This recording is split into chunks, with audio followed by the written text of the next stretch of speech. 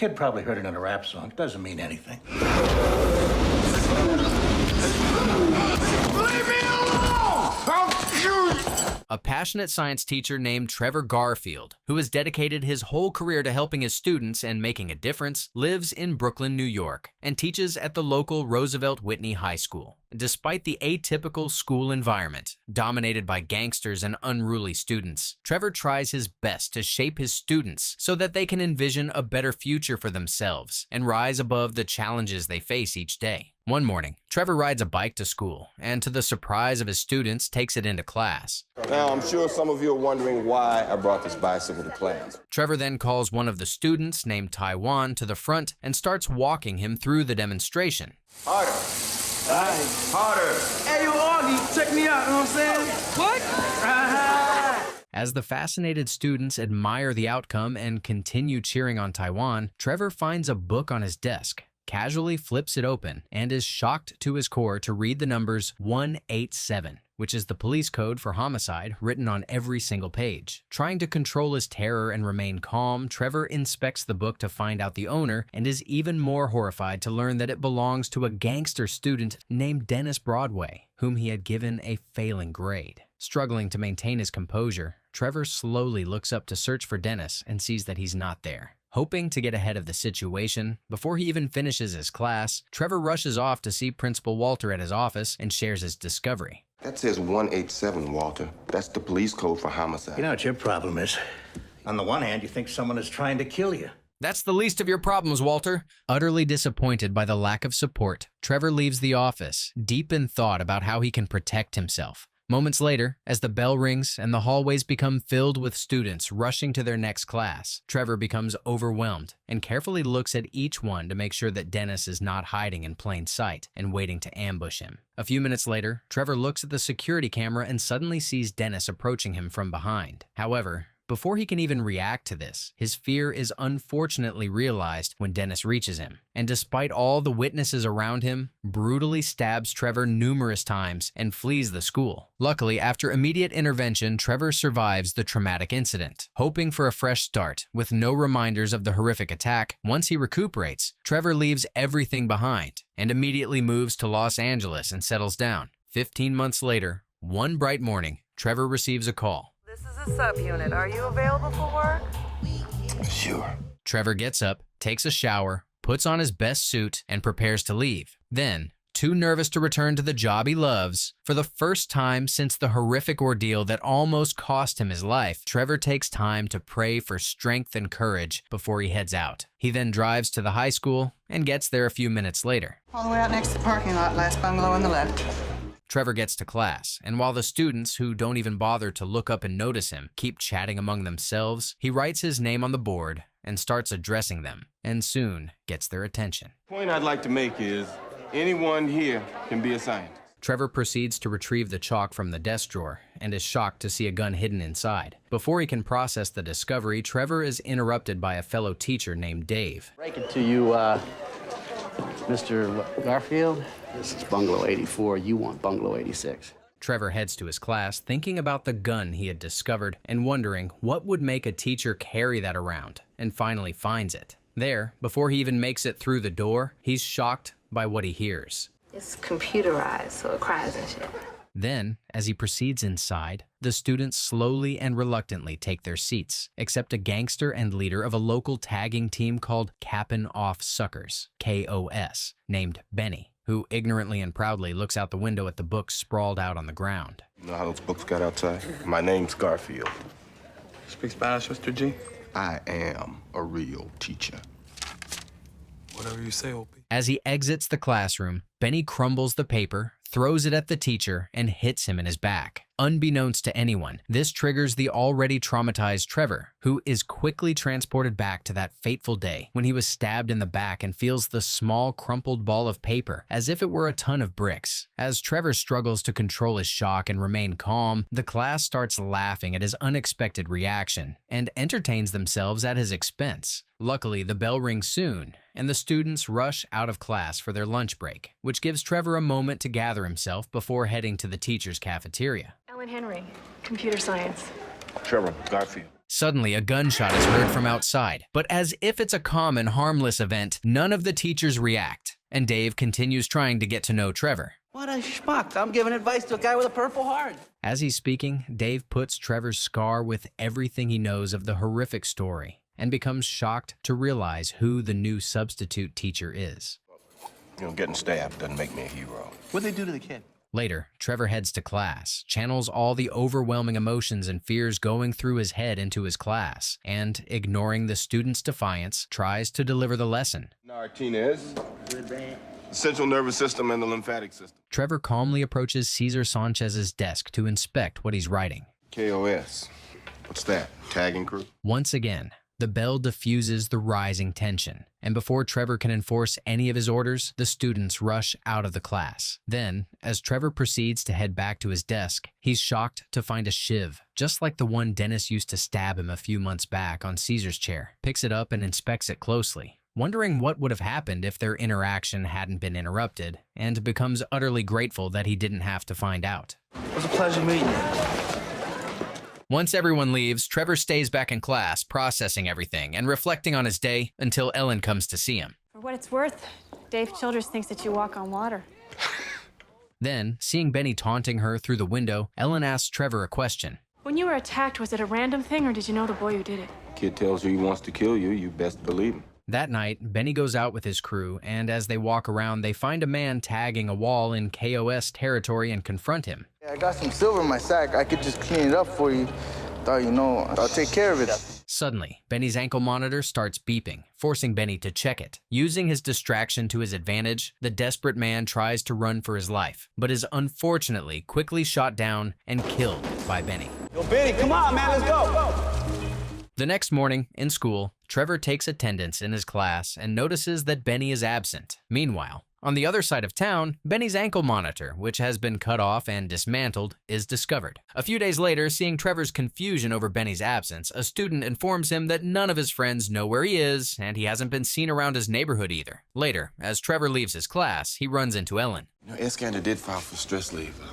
They asked me to finish out the semester. Later, Trevor invites Ellen for dinner at his house and is delighted when she accepts his invitation. He then cooks dinner and prepares to host her. Loneliness is the central and inevitable fact. Ellen and Trevor continue enjoying each other's company and getting to know each other for the next couple of hours. Then, they start dancing together and having fun until Ellen accidentally spills some wine on Trevor's shirt, which forces him to take it off and rinse it. Then, while trying to help, Ellen sees Trevor's now exposed scars on his back, and despite knowing about the ordeal he had endured, becomes shaken to her core and remains frozen, which completely changes the energy of the night. Hence, as the night turns awkward, the duo decides to call it a night, and Trevor walks Ellen home. You're a good dog, yes you are. After a moment of uncomfortable silence, still feeling awkward, Trevor proceeds to walk away until Ellen addresses him. You need something to liven up your house.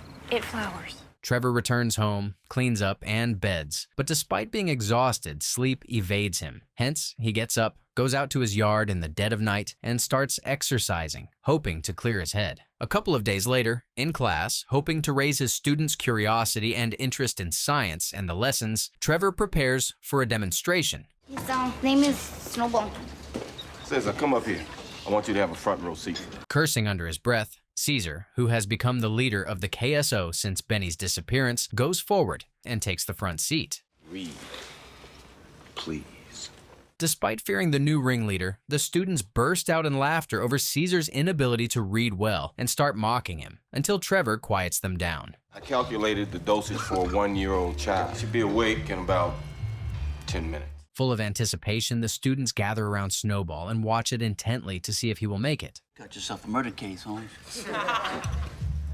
As the students start heading out, Trevor proceeds to collect his items and is furious to notice that his grandfather's watch, which Caesar had admired so much, is gone. Where's my watch? I ain't got no watch. I gotta go. Well, come here. As an outraged Trevor rushes off to Larry's office to make a report, he runs into Ellen. Can you do me a favor? When you're finished with Highland, could you give me a ride to my car? Then, as Trevor continues on his way, he is informed that the principal, Mr. Garcia, is looking for him. Hence, he takes a detour, heads there, and is surprised to find Caesar, Stevie, and Larry waiting for him. I believe his exact words were, "Can I have it?"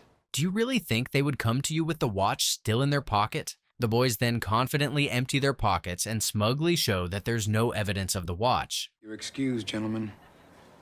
Take your things, please. Thank you very much. Once the boys leave, the principal sternly addresses Trevor. Can't you see what they're doing? Weren't you ever a teacher? Trevor continues to protest until Larry, who is desperate to avoid a confrontation and defuse the situation, calms him down and leads him to his office. Well, I'm thinking of videotaping my classes. Yeah? Well, you want some free advice? Alone in Larry's office, Trevor stresses over the broad daylight robbery, which he knows he can never prove, until he sees a small box containing locker combinations of the students and steals Caesar's combination. Trevor then picks Ellen up and drives her to her car. During the ride, still preoccupied with the events of the day and glad to have the valuable watch back, Trevor smiles to himself, only half listening to Ellen. You know, it's more like a real city like Chicago or New York. Later, Trevor takes Jack to his house and, grateful for the company, starts looking after him. The next day, while Trevor installs cameras in his class, a frustrated Rita rushes inside, muttering obscenities. English comp. She's failing me. She hates me, G. Trevor walks over to Rita's desk, and as he prepares to review her essay, he sees a name tattooed on the back of her neck.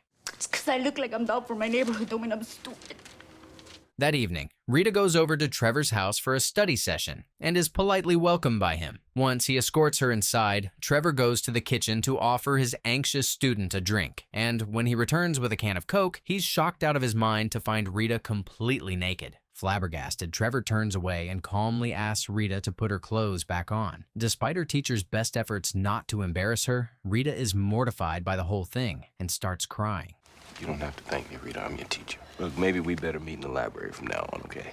The next morning, in class, Trevor calls Caesar, who complains about being videotaped during the lessons, to the front of the class. I say we just getting started, Mr. G. You do realize that you are admitting your guilt, right, Caesar? That evening, hoping to settle the animosity for good, Trevor summons his courage and goes to Caesar's house to speak to him. Meanwhile, inside the house, Caesar argues with his mother, screaming at her and disrespecting her until he hears the doorbell. What the hell you doing here, Garfield? Huh? I didn't say you'd come up in my house. To the horror of his mother, Caesar spits on Trevor and storms out. Mortified by her son's outrageous behavior, Mrs. Sanchez tries to wipe Trevor's hands clean and escorts him inside. Once inside, Trevor helps the distressed single mother calm down her young child, who has been terrified by Caesar's violent behavior and is screaming at the top of his lungs, and sits down with her. Then, as he talks to Mrs. Sanchez, Trevor is outraged and disgusted to learn that Caesar abuses his own mother. After calming her down, Trevor leaves the house, and as he heads to his car, he's swarmed by Caesar's crew. You talking about Holmes? Lying, eh? Mentiroso. Ignoring the violent threats, Trevor drives away, realizing that the problem lies far deeper than he ever imagined. The next morning, Trevor goes to his class and is shocked to his core to find it completely trashed. Devastated, Trevor passes his horrified students crowding the doorway and inspecting the situation and enters the class, followed by a furious Dave who rushes over to confirm what he had heard. You should take care of your place. Get the hell out of here. As they progress inside, to the horror of Trevor, they find Snowball brutally murdered. You do that? Come on, man. You do that? Huh? You do that to them? Certain that Caesar is behind the ordeal, Trevor searches for him around the school compound, finds him hanging out with his crew, and confronts him. You guys know about Bungalow 86? Nah? Nope. Determined not to cause a scene, Trevor swallows his anger and calmly walks away from the agitated Caesar and his crew. That evening, Trevor picks Ellen up from the airport and drives her to his house so that she can see Jack, whom she had missed very much, and take him home with her. How's Trevor? Has Trevor been behaving himself? What? What's that supposed to mean? Shocked by the way Trevor unraveled without much prompting, Ellen remains quiet and politely accepts his apology, wondering what's going on with him. The duo then arrives at Trevor's house, and filled with excitement, Ellen runs out calling for Jack, who usually runs out to greet her upon hearing her voice, but is confused to find no response. Perplexed by this, Ellen and Trevor go around the yard looking for him and are heartbroken to find his lifeless body hanging from the fence. Don't beat yourself up too much. Whenever it was, he jumped over the fence. Although he knows that this had nothing to do with an accident, Trevor keeps his theories to himself and goes along with the story for the sake of Ellen, who is absolutely devastated devastated by the loss of her best friend. After seeing off the authorities, Trevor remains frozen in place, feeling guilty for dragging Ellen and Jack into his feud that led to the demise of the poor dog. Then, Trevor proceeds to head inside to check on Ellen, and as he closes the door, just like he suspected, he notices that it has been tagged by the KOS and heads out to the backyard to inspect the crime scene. There, as he slowly takes mental note of everything he sees, Trevor is shocked to find a footprint leading away from his house, and certain that it will lead him to the culprit, follows it. Elsewhere, on the side of a road, while a drunk Caesar sprays graffiti depicting Jack, he's hit by a morphine containing syringe attached to an arrow and passes out.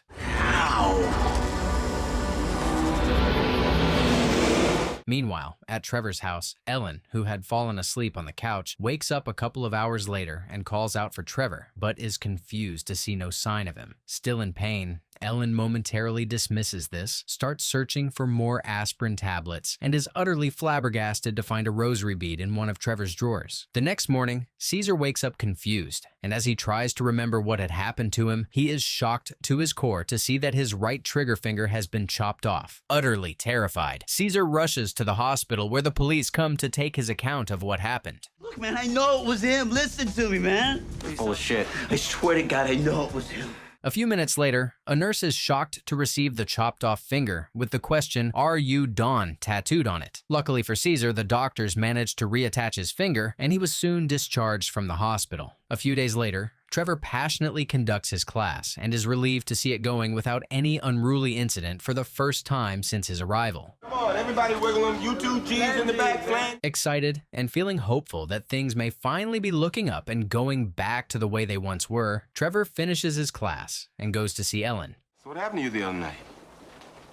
I was gonna ask you the same question. That afternoon, Trevor and Rita met in the library to work on her essay. If you take out all the bad grammar, then it loses its impact. You put in a lot of work, it shows. Thanks, Maestro. Meanwhile, on the other side of town, Benny's lifeless body is discovered at a local river by a passerby, who immediately alerts the police. The next day in class, Ellen teaches the students about emails and guides them through their practical demonstration. So go ahead and click the white envelope. You've got mail. Oh. Then, following Ellen's guidance, everyone opens the mail and is shocked to read an inappropriate message about Ellen's relationship with Trevor. Struggling to maintain her calm, Ellen scans the classroom, sees Stevie's suspicious behavior, and after blocking off the anonymous server, sends him an email ordering him to go to the principal's office. That's bullshit. No, you better step off, Miss H. While his fellow students laugh at his foolishness, Stevie angrily storms out of the class. After class, Ellen is frustrated to learn that Stevie hasn't gone to the office and starts searching for him. Not supposed to leave your classroom unattended. Sue me, Mrs. Chacon. See, I'm Ellen Henry. Sympathizing with Mrs. Chacon, Ellen reluctantly approaches her. I'm sorry, I don't understand. While speaking in Spanish, the terrified Mrs. Chacon shows Ellen a childhood picture of Benny and pleads with her to help. Despite having her own personal issues with Benny, who had threatened to hurt her on numerous occasions, Ellen sympathizes with the distraught mother, calls the coroner's office to make an appointment, and accompanies her there. But you ask me, this kid was dead before he got his head caved in. The coroner then shows the women the body, and Mrs. Chacon is absolutely heartbroken to see the lifeless body of her beloved son, while Ellen, who's also shaken to the core, tries her best to maintain her composure. Did you find any rosary beads on the body? No. That night, haunted by everything she has found out, sleep evades Ellen, and she rushes to Trevor's house to ask him some questions, desperately hoping that he will give her answers that will squash all the insane ideas that are going through her mind. Did you know Cesar beats his mother? Shocked by the unexpected answer, and desperately wishing that her ears were somehow deceiving her, Ellen continues her questioning. Don't you feel safer with Benny gone? Don't you think you deserve to? Before Trevor can even finish his sentence, Ellen goes to his bedroom to retrieve the rosary bead from his drawers and presents it to him. Where did you get these? And if you're not willing to play by his rule, then you're gonna have to pay the price on it. With the situation getting worse with each of Trevor's answers, a shaken Ellen remains frozen in place, as Trevor, who had just basically confessed to the heinous crimes, approaches her to take the rosary beads. I don't know who you are. I don't know you. Yes, you are, but is that really worth losing your sanity over? A few days later, at a school event, Stevie confronts Trevor in the boys' bathroom. I know he did a Cesar. I'm thinking maybe he did Benny too. Trying to maintain his composure and remain calm, Trevor ignores Stevie's accusations and attempts to leave to no avail. Leave me alone! I'll shoot! Suddenly, seeing his reflection in the mirror seemingly jolts Trevor out of his rage, and terribly horrified by what had just transpired, he lets go of Stevie, who quickly runs out to report everything that had happened to Caesar and Paco. Furious by what he hears, Caesar finds Rita and takes his anger out on her. Hey, don't do the background talking, little. Come here. A few days later, a school assembly is organized by the principal to discuss Benny's death and squash the many unsavory rumors surrounding it, and both students and their parents eagerly attend it, hoping to get to the bottom of the matter. You're dead! You're dead! Afterwards, as an exasperated Trevor leaves the school, Dave, who sympathizes with him, follows him to his car, offers to hang out with him, and before Trevor can even respond, jumps in his car. Out of options, Trevor gets a couple of drinks with Dave, who desperately tries to cheer him up and drives him to his house, where they hang out for a few minutes more. Got a custom Smitty 9mm with extended grip. Dave then takes him to his garage and proudly shows him his numerous guns, which he seemingly cherishes more than anything. This is a Glock 21. Huh? You wear that thing in school? Come on, Garfield. Dave's expression then suddenly becomes serious, and he starts asking more directed questions. You ever want a high school chick? Yes, because I caught your girl Rita. Trevor then calmly hands Dave back his gun and proceeds to head out, leaving his colleague in utter confusion. Trevor returns home and finds his garage door sprayed with graffiti, warning him that he's done for. Ignoring this, Trevor heads inside and, hoping to take his mind off everything, mindlessly watches TV. While on the other side of town, Caesar watches a movie called The Deer Hunter and studies a violent scene in which a few men play Russian roulette and mentally takes note. The next morning, despite feeling isolated and drained by the ongoing rumors and threats around him, Trevor goes to the school library to meet with Rita and work on her essay. While waiting for her, Trevor's paranoia takes over his mind, and just like he saw him in the safety mirror before his attack, he visualizes Dennis coming to the library to finish the job, becomes terrified, and starts to panic. Luckily, before his mind can run away with this imagination and render him helpless, the library attendant addresses Trevor to tell him that Rita is not coming and jolts him out of the paranoia. Freaked out, Trevor gathers himself, calms himself down, and leaves. Later, hoping to check on Rita and make sure that she's okay after the terrible ordeal from a few days ago, Trevor heads to her house to speak to her. You're doing so well. Come on, don't throw it all away. How about that essay, huh? Get the fuck here. I don't need your damn pity. I don't need you. Devastated to see Rita walk away from her potential and not knowing what else he can do for her, Trevor returns to school, and just as he gets there, he's called into the principal's office. Is it true that you had meetings with a female student at your house? Devastated by the misinterpretation of his efforts and the horrible accusation, Trevor quietly sobs, barely gathers himself, and attempts to explain his motives. I can't afford to open the door for another lawsuit. However, I'm afraid I'm gonna have to let you go. Utterly shattered to lose the career he worked so hard for under such circumstances, Trevor somberly walks out of the office and heads to his class to collect his stuff. Meanwhile, on the other side of the school, still disturbed by what she suspects and the growing rumors around Trevor, Ellen confides in Larry and asks him for advice. The guy's been through a lot, Ellen. The system failed him. Trevor gets to his class, packs his teaching materials, and seemingly all his passion and everything he ever believed in a single cardboard box, and heads out to his car. There, as he proceeds to get inside, just like a few months back, he is shocked to find the numbers 187 written on the side of the car. However, unlike the last time he received the ominous threat, Trevor doesn't go to report the finding nor ask for support from anyone, but instead, he just gets inside his car and somberly drives to his house, seemingly prepared to face whatever the threat carries. Once there, Trevor sees that his whole house has been tagged and covered with graffiti, and spots Caesar's car, which has been following him, parked a few feet away from his house. Meanwhile, in Caesar's car, Paco, Stevie, and Caesar prepare to head out and ambush Trevor. Did you jack this car from Holmes? It's just nasty. Trevor, who feels like he no longer has anything to fight for and has seemingly accepted his fate, quietly sits on his bed and reflects on everything he's been through in his career and peacefully smiles, thinking about the good old days before his accident in which all he cared about was teaching. Then, as if on cue, just as he starts to replay the horrors of the last couple of years, the trio storms the house. I'm in here, Cesar. Don't you move, Garfield. The trio then leads Trevor to the kitchen and orders him to sit at the table across from Caesar, who proceeds to explain how the Russian roulette works. Put it to your head. Pull the trigger. To the shock of everyone, Trevor picks up the gun and takes his turn, but the chamber turns out to be empty. Am macho enough for you, Caesar? And make me a man?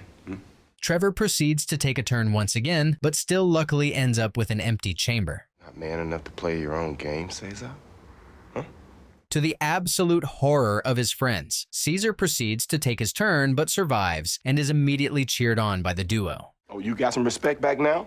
Only thing you respect is stupidity. Finally, realizing that Trevor has nothing else to lose, Paco and Stevie become utterly terrified of him and urge Caesar not to fall for his tactics. Do it! Your whole way of life is bullshit! Unable to take his turn, Caesar gets up to respond to Trevor's rant, but fails to make a point. To the utter horror of everyone, especially Caesar, who screams for Trevor not to go through with it, Trevor shoots himself in the head and dies before his body can even touch the ground. Flabbergasted by everything that had transpired, Paco and Stevie proceeded to flee the area, despite their friends' frantic pleas. Caesar remains frozen in place, trying to make sense out of everything. Dad, let's go. Let's go, come on. I gotta do this. Caesar then shoots and kills himself. Hearing the gunshot, Stevie runs back inside and is devastated by what he sees. What's the point? I agree with you, Stevie. What's the point? Sometime later, the school holds a graduation ceremony for the students who have managed to stay on and finish their studies, including a seemingly reformed Stevie. Paco, who had dropped out of school, stands at a distance and watches his classmates graduating before he leaves the city, never to look back again. During the celebration, Rita pays tribute to Trevor and reads an essay she wrote about him. I don't know if Mr. G done all those bad things. He was there for me when nobody else was.